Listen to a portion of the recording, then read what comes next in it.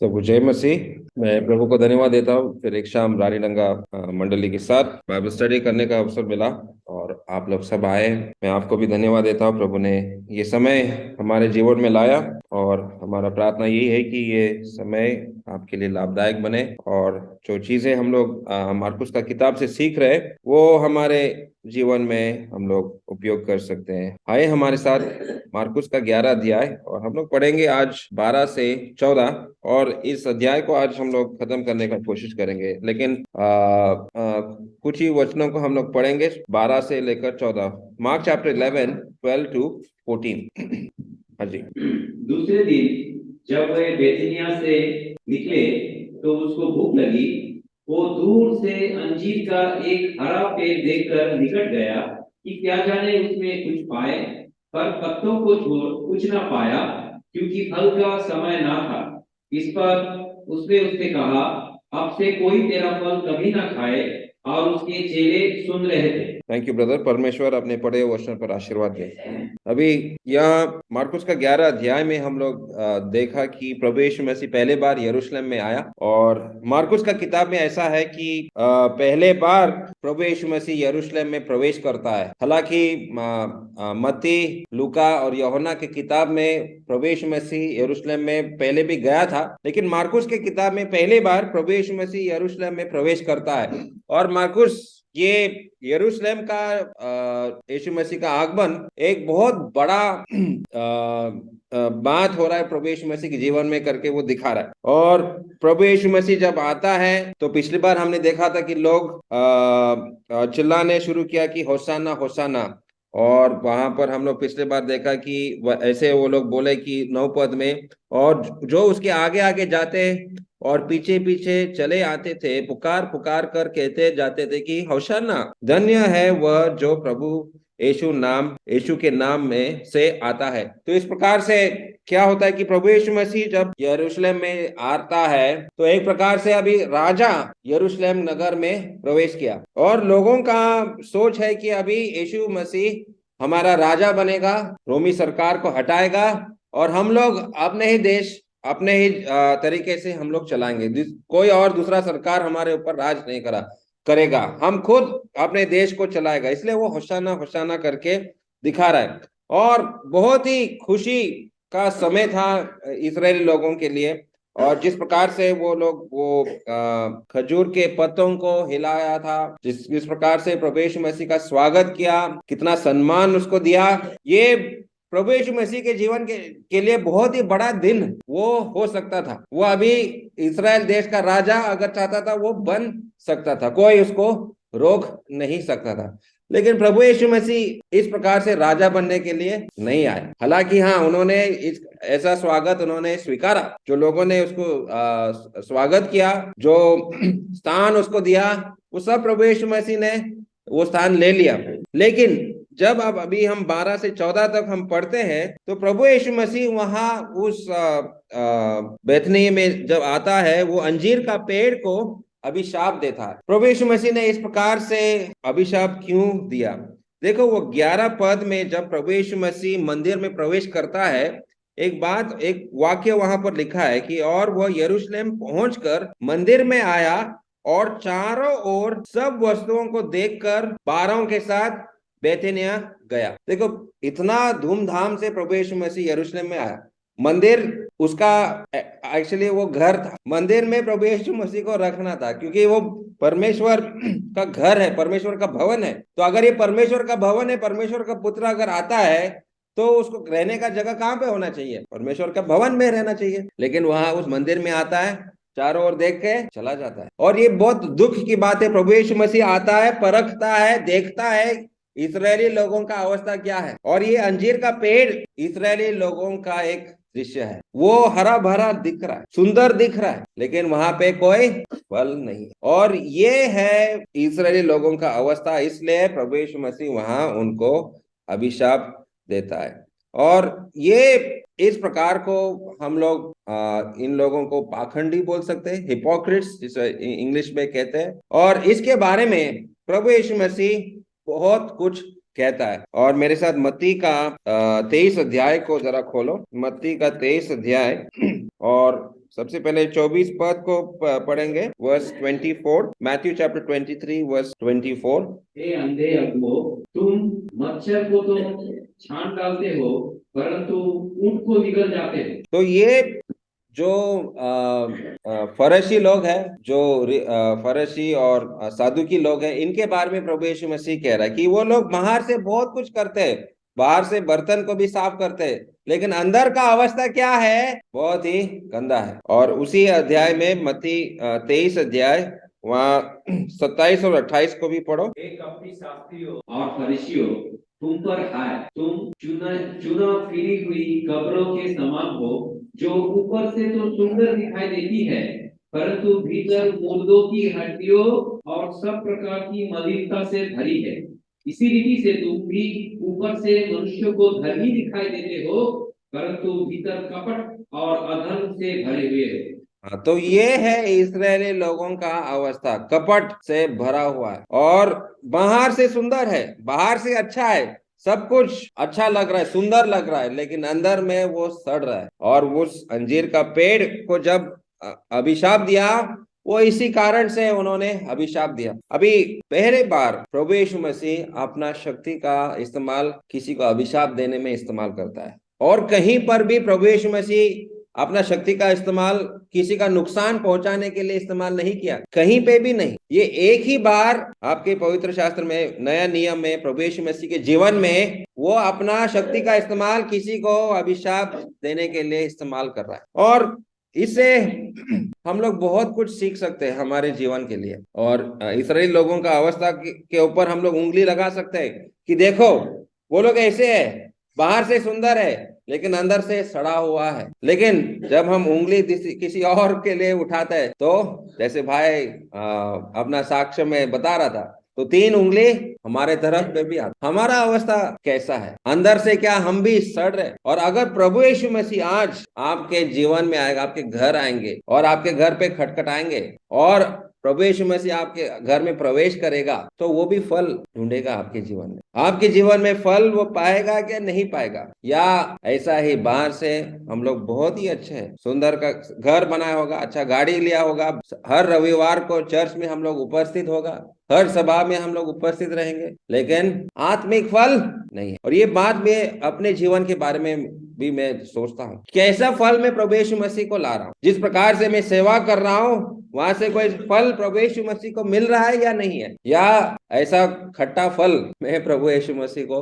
दे रहा हूं? और खट्टा फल खाना पसंद है क्या? बच्चे कहेंगे हाँ, थोड़ा नमक डालेंगे, थोड़ा और मिर्ची पाउडर डालेंगे, मजा आएगा। लेकिन उसमें प्रभु यीशु मसीह को कोई स्वाद मिलेगा क्या? प्रभु यीशु मसीह मीठा फल ढूंढ रहा है। जब हम भी फल खरीदने जाते हैं, हम लोग कौन सा फल खरीदते हैं? मीठा वाला ही खरीदेंगे। अगर खट्टा है अंगूर आप नहीं खरीदेंगे, वो खट्टा अंगूर को आप फेंक देंगे, बोला नहीं चाहिए, अरे ये खट्टा अंगूर है, हम पसंद नहीं। प्रभु यीशु मसीह आज भी आपसे, मुझसे मीठा फल अपेक्षा कर रहा है। हर एक के जीवन से कुछ ना कुछ फल हम लोग लाना चाहिए, और वो आत्मा का फल है। गलती 5 अध्याय 22 से आगे आप लोग पढ़ सकते कि वो फल कैसा होना चाहिए। The fruit of the spirit is love, joy, peace, long suffering, patience, gentleness. आप लोगों को पता, संडे स्कूल में आपने ये सीखा होगा कि इस प्रकार से ये फल मेरे जीवन से आना चाहिए। अगर मेरे जीवन से सिर्फ गुस्सा, राग और क्रोध और गाली और बहुत सारे गंदे गंदे चीजें मेरे जीवन से निकलेगा, तो प्रभु यीशु मसीह को पसंद आएगा क्या? बिल्कुल नहीं है। प्रभु यीशु मसीह अच्छा फल मेरे जीवन से भी अपेक्षा कर रहा है, और प्रभु यीशु मसीह हमको समय दे रहा है, इंतजार करता है। चाहे 10 साल हो गया उद्धार पाया हुआ, 15 साल हो गया, 20 साल हो गया, लेकिन एक दिन प्रभु यीशु मसीह आपको परखने वाला है। He is going to test you कि कैसे फल आपके जीवन से मुझे मिलेगा। प्रियजन, ये बहुत गंभीर बात है और इसको मैं बहुत ही सीरियस लेना चाहिए। प्रभु यीशु मसीह आज भी आपसे, मुझसे फल चाहता है। जिस प्रकार से प्रभु यीशु मसीह यहाँ पर फल ढूंढने के लिए आता है, वो तुम्हारे पास भी आता है। और ये बहुत ही अद्भुत बात है। पिछली बार हमने देखा था कि प्रभु यीशु मसीह को एक गधे का दरकार था, जरूरत था। प्रभु यीशु मसीह आज भी फल का भी जरूरत है। जैसे एक व्यक्ति का जरूरत है, वैसे ही वो फल का भी अपेक्षा वो हमसे करता है। और जब प्रभु यीशु मसीह इस पेड़ को अभिशाप देता है, वो सीधा 15 से 19 जब हम देखते हैं, मार्कुस का 11 अध्याय 15 से 19 जब हम पढ़ते हैं, वहां से हम लोग देखते हैं कि प्रभु यीशु मसीह उस मंदिर में प्रवेश करता है। और मंदिर में जब वो प्रवेश करता है, वो वहां पर जो व्यापारी लोग हैं, व्यापारी लोगों को वहां से भगाता है। तो थोड़ा सा उन वचनों को पढ़ेंगे हम लोग, 15 से 17 तक पढ़ो। फिर वे यरूशलेम में आए और वो मंदिर में गया और वहां जो लेन देन कर रहे थे उन्हें बाहर निकालने लगा और शरीफों के पीरे और कबूतर बेचने वालों की चौकियां उलट दी और मंदिर में से किसी को बर्तन लेकर आने जाने न दिया और उपदेश करके उनसे कहा, क्या ये नहीं लिखा है कि मेरा घर सब जातियों के लिए प्रार्थना का घर कहलाएगा, पर तुम इसे डाकुओं की खोप बना दी है।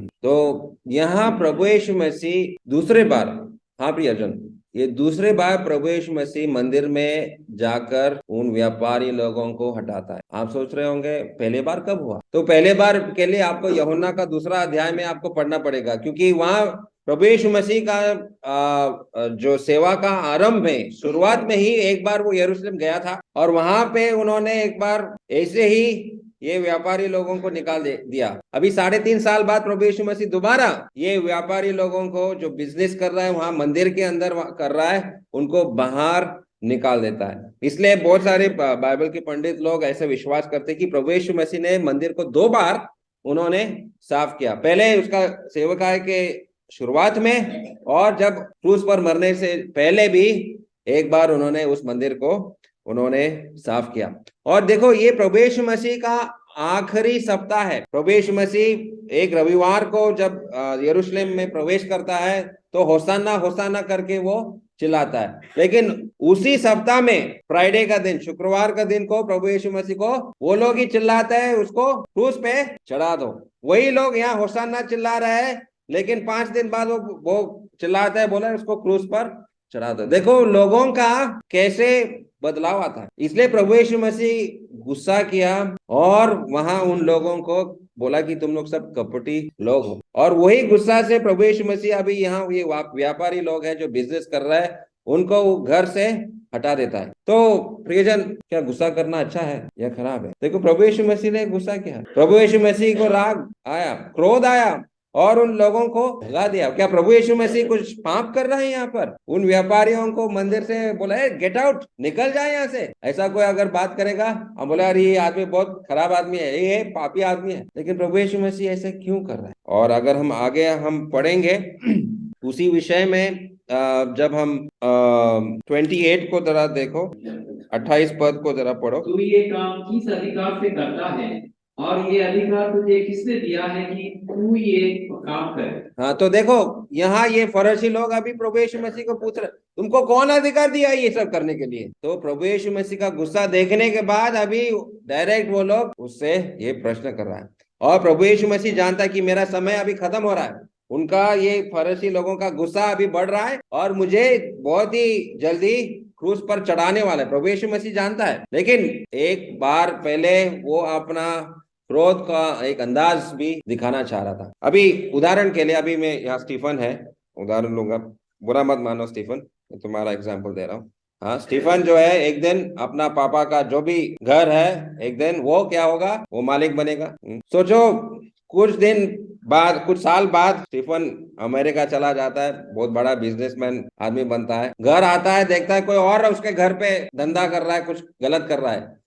स्टीफन वहां जाकर उन लोगों को भगा सकता है या नहीं भगा सकता है? और उनको बोलता है अरे गेट आउट, ये मेरा पिता का घर है, यहाँ से निकल जा। उसको ऐसा बोलने का अधिकार है कि नहीं है? है ही ना, क्योंकि ये उसका पिता का घर है। वो अगर चाहता है वो उनको भगा सकता है वहां से। और वो मंदिर वहां पे लिखा है, वो 17 पद में ऐसा लिखा है कि ये परमेश्वर का भवन है। और यीशु मसीह कौन है? यीशु मसीह परमेश्वर का एकलौता पुत्र है और उसको अधिकार है उन लोगों को वहां से भगाने का। He has the authority.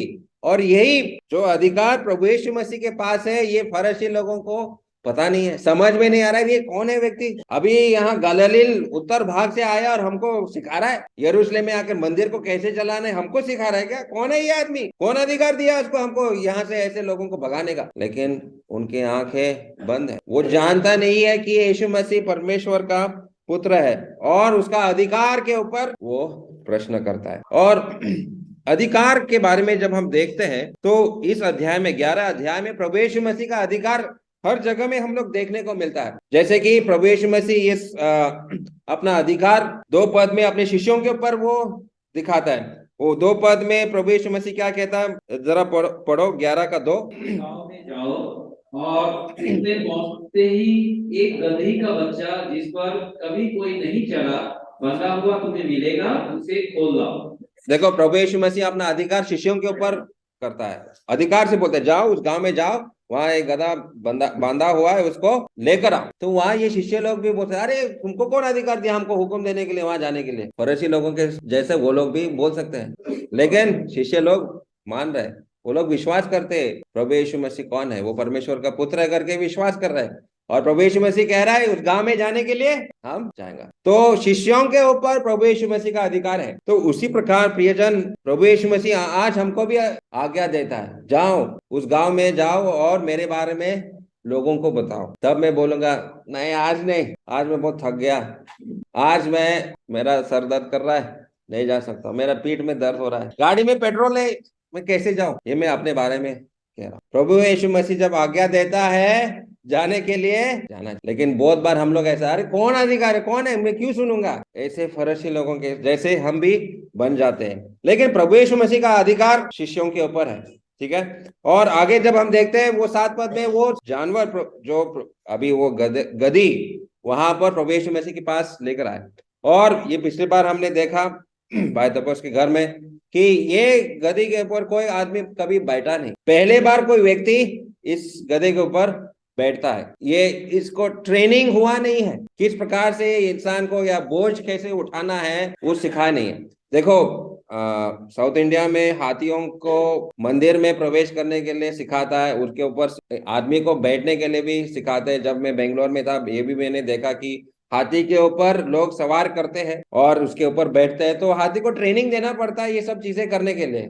वैसे गधे को भी ट्रेनिंग देना पड़ता है सिखाने के लिए। और ये मैंने अपने आंखों से भी देखा, जहां पर मैं बड़ा हुआ, मिरज नाम का शहर जो जहां से मैं आता हूँ, वहां गधों का इस्तेमाल होता है, माल उठाने के लिए वो इस्तेमाल होता है। और मैंने देखा कि कैसे उनको ट्रेनिंग लाठी से मार मार के उनको सिखाया जाता है, बोझ पत्थरों को उठाना, बालू को उठाना, ये गधे करते हैं। और ट्रेनिंग देने के बाद ही वो बोझ दे सकता है, बहुत दिन लगता है उस गधे को ट्रेनिंग देने के लिए। लेकिन जब ये पहले बार प्रभु यीशु मसीह के पास आया, प्रभु यीशु मसीह का अधिकार इन जानवरों के ऊपर भी है और वो तुरंत वो जानवर प्रभु यीशु मसीह का वजन बोझ को लेकर चलता है, ट्रेनिंग का कोई जरूरत नहीं। दुनिया का मालिक अभी मेरे पीठ पर बैठा है, जरा सोचो गधे क्या सोच रहा होगा, अरे मालिक मेरे ऊपर बैठा है, जिसने मुझे बनाया है वो मेरे पीठ पर बैठा है। खुशी से वो गधा जो है प्रभु यीशु मसीह को यरूशलेम में लेकर जाता। लेकिन हम कितना वजन उठाने के लिए तैयार है, प्रभु यीशु मसीह के लिए काम करने के लिए तैयार है क्या? मुझे भी बहुत बार लोग मुझे बोलते भाई ब्रदर आप थोड़ा लोगों को लेके जाइए,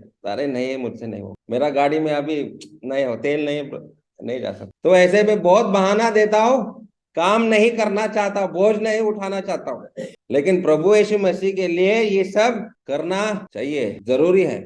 और ये गधा बिना कोई ट्रेनिंग का ये बोझ उठाया। अभी उदाहरण के लिए मैं कल ही बता रहा था, वो जंगल से, सुखना का जंगल से हाथी जो निकलता है उसके ऊपर आप बैठ सकता है क्या? नहीं, आदमी ही डर जाएगा। और हाथी के पास जाएगा तो हाथी आपको उठा के फेंक के पैर लगाएगा, उसको आपको मार सकता है। इसलिए वो ट्रेनिंग देना बहुत जरूरी है। बिना कोई ट्रेनिंग का ये हाथी जो है, ये यहाँ पर गधा जो है प्रभु यीशु मसीह को उठा दे। तो मैं यहाँ पे ये कहना चाहता हूँ कि प्रभु यीशु मसीह को जानवरों के ऊपर भी अधिकार है। और यहाँ जो पेड़, अंजीर का पेड़ को प्रभु यीशु मसीह ने अभिशाप दिया, वहां पेड़ों के ऊपर भी प्रभु यीशु मसीह का अधिकार है। तो जैसे प्रभु यीशु मसीह ने अभिशाप दिया, वो पेड़ सूख गया, हर पेड़ों के ऊपर प्रभु यीशु मसीह का अधिकार है। तो अपना अधिकार वो वहां पर चला रहा है। उस मंदिर पे भी प्रभु यीशु मसीह का अधिकार है कि नहीं है? वो मंदिर जो है प्रभु यीशु मसीह का ही है, उसी का घर है, वहां उसका रहने के लिए जगह होना चाहिए था, लेकिन उसको रहने को नहीं मिला, लेकिन उसका अधिकार है उस मंदिर के ऊपर। और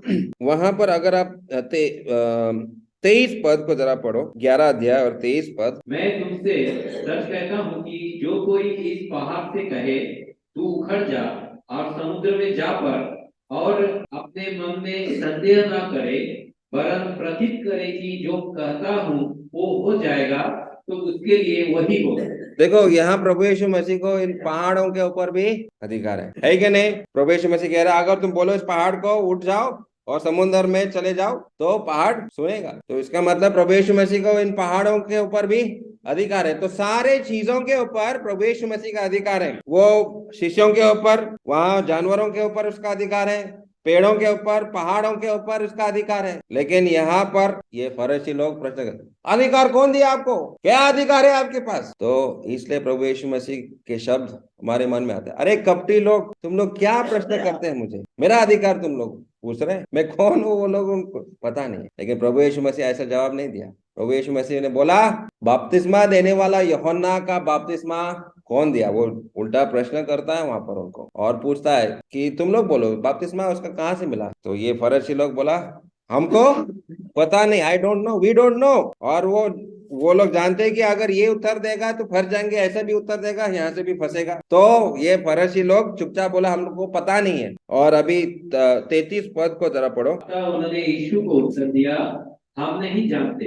यीशु ने उनसे कहा, मैं भी तुमको नहीं बताता कि ये काम किस अधिकार से करता। हाँ, यहाँ से और एक चीज हम लोग सीखने को मिलता है, प्रभु यीशु मसीह अविश्वासियों के ऊपर भी अधिकार करता है। ये लोग विश्वास करे या ना करे, प्रभु यीशु मसीह का अधिकार है उनके ऊपर। और वो अधिकार का इस्तेमाल वो कैसे करेगा मालूम है? एक दिन ये इन लोगों को जो विश्वास नहीं करते, उनको अनंत काल के मृत्यु में, नरक में उनको फेंक दिया जाएगा। जो लोग विश्वास नहीं करते हैं उनके लिए एक जगह रखा है, और प्रभु यीशु मसीह अपना अधिकार का इस्तेमाल इस प्रकार से करने वाले हैं, उनको आग में फेंकने वाले हैं। अभी ये विश्वास नहीं करे, ये कपटी लोग हैं, प्रभु यीशु मसीह एक दिन इनको आग के झील में फेंकने वाले हैं। और ये दुख की बात है, संसार अगर विश्वास नहीं करेंगे कि यीशु प्रभु यीशु मसीह परमेश्वर का पुत्र है, वो उद्धार करता है, वो हमारे पापों के लिए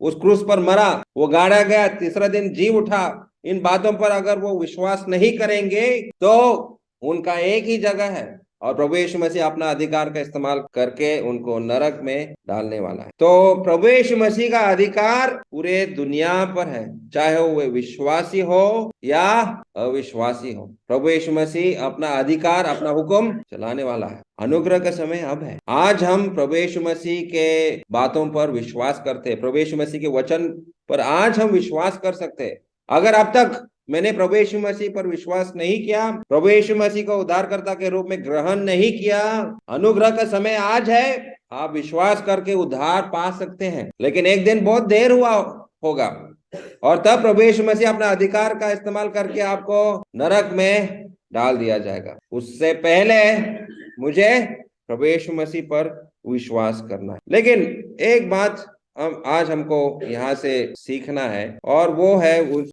24 पद को जरा पढ़ेंगे। इसलिए मैं तुमसे कहता हूँ कि जो कुछ तुम प्रार्थना करके मांगो, तो प्रतीति कर लो कि तुम्हें मिल गया और तुम्हारे लिए हो जाएगा। हाँ, तो जो कुछ भी तुम प्रार्थना से मांगोगे वो तुमको दिया जाएगा। तो यहाँ प्रभु यीशु मसीह हमको प्रार्थना करने के लिए कहता है, प्रार्थना करने के लिए कहता है। और क्या मैं इस प्रकार से जो अधिकार प्रभु यीशु मसीह के पास है, वो उस अधिकार का इस्तेमाल सही चीजों के लिए हम लोगों को इस्तेमाल करना है। प्रार्थना में हम जो कुछ भी मांगेगा वो दिया जाएगा। तो इसका मतलब ये है नहीं कि मुझे ब्लैंक चेक मिल जाएगा। ब्लैंक चेक समझते हो? मतलब सोचो, यहाँ आज अभी इंडिया का सबसे अमीर आदमी कौन है? अडानी तो नहीं बोल सकता हूँ, लेकिन अभी कौन है? अंबानी। ठीक है, अंबानी ने आपको चेक साइन करके दे दिया, हाँ, लेकिन उसमें कितना पैसा चाहिए आपको बोला नहीं, उसका सिग्नेचर है, उसका बैंक खाता का नंबर है, सब कुछ है वहां पर। और उसने बोला ये चेक तुम ले लो और जितना पैसा तुम चाहिए तुम ले लो। तुम वहां 1 लाख लिख सकते हैं, 10 लाख, 1 करोड़, 10 करोड़ भी लिख सकता है, उसको अंबानी को कुछ कम होने वाला नहीं। आपको जितना पैसे चाहिए ले लो। तो इस प्रकार का ब्लैंक चेक प्रभु यीशु मसीह नहीं दे रहा है। प्रभु यीशु मसीह जब कह रहा है कि जो कुछ भी तुम मांगोगे मिलेगा, तो उसके इच्छा के अनुसार हमको उन चीजों को मांगना है, अकॉर्डिंग टू हिज विल। मेरा इच्छा के अनुसार नहीं, प्रभु यीशु मसीह का इच्छा के अनुसार। अभी उस प्रार्थना के विषय में कुछ बातें हैं जो मैं आपको बताना चाहता हूँ। वो वहां पर आपको मत्ती का 6 अध्याय और उसका 9 पद को जरा पढ़ो। मैथ्यू चैप्टर 6, मार्कुस नहीं, लेकिन मत्ती का 6 अध्याय, ये प्रार्थना के विषय में ही है। तो वहां से प्रार्थना क्या है, कैसा है, ये थोड़ा सा हम लोग आज मनन करने वाले हैं। Matthew chapter 6 verse 9। इसी रीति से प्रार्थना क्या करो, हे हमारे पिता तू जो स्वर्ग में है, तेरा नाम पवित्र माना जाए। हाँ, तो जब मैं प्रार्थना करता हूं तो सबसे पहले मेरा प्रार्थना का उत्तर जब मिलेगा, वहां परमेश्वर को सम्मान मिलना चाहिए। अगर मैं ऐसा प्रार्थना करूंगा 10 लाख रुपए मुझे कल मिलना चाहिए, इसमें परमेश्वर को महिमा मिलने वाला है या मुझे महिमा मिलने वाला है? पूरे समाज के लोग, अरे इसको लॉटरी लग गया, देखो 10 लाख रुपए उसको मिल गया, तो उसमें परमेश्वर को कोई महिमा है क्या? नहीं है। परमेश्वर ऐसा प्रार्थना सुनने वाला नहीं। जब प्रार्थना का उत्तर में परमेश्वर को महिमा मिलेगा, निश्चय वहां पर प्रार्थना का उत्तर आपको मिलेगा। और दूसरा बात, 10 पद 6 अध्याय, मत्ती 6 अध्याय और 10 पद, तेरा राज्य आए, तेरी इच्छा जैसी स्वर्ग। हाँ, तो तेरा राज्य आए और तेरी इच्छा पूरी हो। परमेश्वर का इच्छा को पूरा करना है। उस प्रार्थना में परमेश्वर का कोई इच्छा पूरा हो रहा है क्या, तब वो उत्तर आपको मिलेगा। परमेश्वर का राज्य और भी बढ़ना है और वहां परमेश्वर का इच्छा पूरा होना चाहिए। मेरा इच्छा नहीं है, मेरा इच्छा है मैं करोड़पति बनूं, बहुत पैसा कमाऊं, ये ऐसा मेरा प्रार्थना होता है, सिर्फ अपने बारे में है। लेकिन यहाँ परमेश्वर का इच्छा पूरा होना चाहिए उस प्रार्थना में, तब जरूर उस प्रार्थना का उत्तर आपको मिलेगा।